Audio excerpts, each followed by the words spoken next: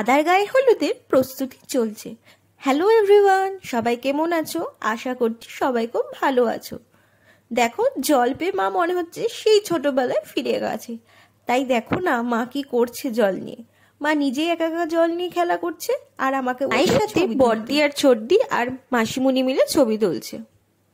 আমরা প্রত্যেকবারই যে কোনো কারো বিয়ে হলেই এখানে আসি জল ভরতে। তোমরা কি কিছু লক্ষ্য করতে পারলে এই জলে?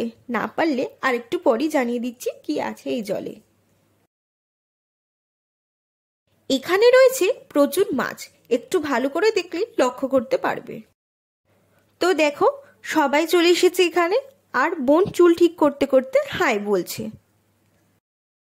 ওদিকে দিদি, বৌদি, কাকি সবাই মিলে ঘাটে নামার প্রস্তুতি নিচ্ছে। এখানে আসলেই জানি না কেমন করে আমার মনটা এত ভালো হয়ে যায়। এখানকার প্রাকৃতিক পরিবেশ আর সুন্দর মনোরম হাওয়া যে কোনো কাউকে মুগ্ধ করে দেবে।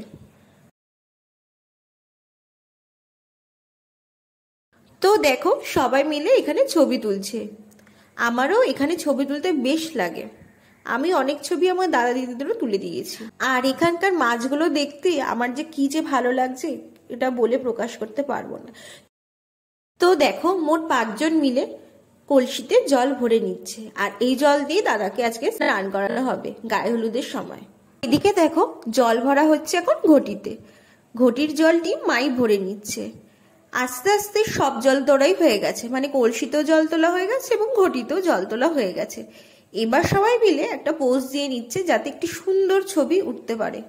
তো দেখো, এই পুকুরের পাশেই রয়েছে, এই মন্দিরের পাশেই রয়েছে একটি মন্দির। এই মন্দিরের আশেপাশের প্রাকৃতিক সৌন্দর্য এত অপরূপ যে তোমাদের চোখে স্নিগ্ধতা আনতে বাধ্য। দেখো, সবাই এদিক ওদিক চলে যাচ্ছে। প্রধানত এখানে যে সিঁড়িটা আছে, আমরা প্রত্যেকবারই কোনো অনুষ্ঠান হলে যদি এখানে আসা হয়, তখন আমরা সিঁড়িতে বসে ছবি তুলি। যাই হোক, ওই ছবিটি এইবারও তোলা হয়েছে। আর দেখো, এরপরেই একটু নাচানাচি হয়ে যাচ্ছে, সবাই মিলে নাচছে। দেখো, বৌদি, মা, বড়দি, ছোটদি, কাকি, পিসি, বৌদি, দেখো চারিদিকে সবাই নাচছে। আবার কিছু কিছু বৌদি দাঁড়িয়ে আছে, আবার বসেও আছে। যাই হোক, আমরা কয়েকজন মিলেই নাচছিলাম, আর আমিও একটু নেচেছি, কিন্তু তখন আর ভিডিও করা হয়নি। তো দেখো, এবার আমরা বাড়ি চলে এসেছি। এখন হচ্ছে দাদার গায়ে হলুদ। বড় জেঠি দেখো দাদাকে গায়ে হলুদ লাগিয়ে দিচ্ছে। তো দাদা খুবই খুশি, কারণ বড় জেঠি এত অসুস্থতার মধ্যেও উঠে এসে দাদাকে গায়ে হলুদ দিচ্ছে। মায়ের হাতে স্পর্শ যেন আলাদাই এক অনুভূতি। এখন সবাই দাঁড়িয়ে আলোচনা করছে যে এরপর কি করা হবে। আর দেখো, বড় জেঠিও সেই কথা মতো পরবর্তী রিচুয়ালসগুলো সেরে ফেলছে। দাদাকে এবার গায়ে হলুদ দিচ্ছে কাকি, দিদি। দেখো, মাও পাশে দাঁড়িয়ে রয়েছে, আর অন্যান্যরাও পাশে সব দাঁড়িয়ে রয়েছে।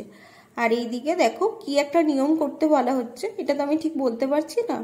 তো এটাও একটা বিয়ের নিয়ম। যাই হোক, করা হয়ে গেছে নিয়মটি। এবার দেখো, মা, বৌদি, কাকি সবাই মিলে জলটা দাদার মাথায় ঢালছে। প্রথমে ঢালা হয়েছিল ঘটি দিয়ে আনা জল। তো দেখো, এখন নিচেও কিছু একটি নিয়ম করা হচ্ছে। এই নিয়মটির ব্যাপারেও আমি ঠিকঠাক করে কিছুই জানি না। যাই হোক, দাদাও বলে যাচ্ছে ক্যামেরাম্যান দাদাকে ঠিক করে ছবি তুলতে, আর ক্যামেরাম্যান দাদাও বলে যাচ্ছে এইভাবে পোজ দিতে। তো সবাই ক্যামেরাম্যান দাদার কথা শুনে ঠিকঠাক করে পোজ দিয়ে জলটি ঢালছে। বিয়ে বাড়ি হলো এমন এক জায়গা যেখানে সমস্ত ধরনের, সমস্ত বয়সের আত্মীয়রা এসে একত্রিত হয়, এবং আমরা সবাই খুবই মজা করি। আমরা অনেকদিন ধরেই দাদার বিয়ের অপেক্ষায় ছিলাম, এবং অবশেষে দাদার বিয়েটাও হয়ে গেল। দেখেই ভারী মজা লাগছে।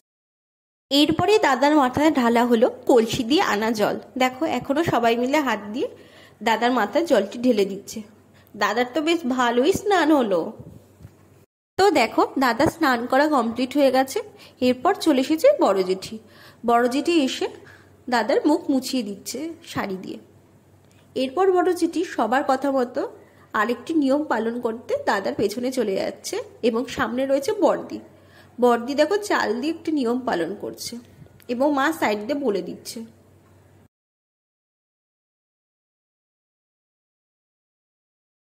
আজকের মতো টাটা, দেখা হচ্ছে পরের একটি নতুন ব্লগে।